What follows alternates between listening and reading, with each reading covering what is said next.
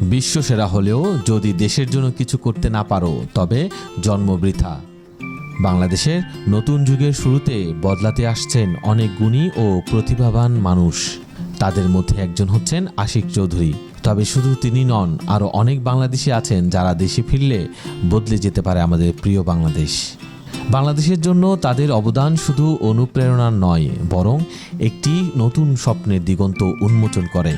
আশিক চৌধুরীর মতো আরও অনেক বিশ্বসেরা সন্তানরা যদি এগিয়ে আসেন, তাহলে অচিরেই বদলে যাবে বাংলাদেশ।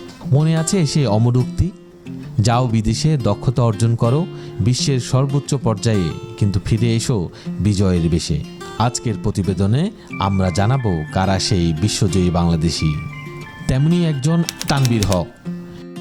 বিশ্বজুড়ে কোটি কোটি মানুষ জনপ্রিয় অ্যাপ স্ন্যাপচ্যাট ব্যবহার করেন।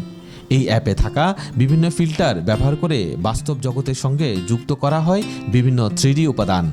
কখনো মনে হয় আপনি কোনো জঙ্গলের সামনে দাঁড়িয়ে আছেন, বা আপনার ঘরের এক কোণে যে কোনো কার্টুন চরিত্র নেচে চলছে আনন্দে।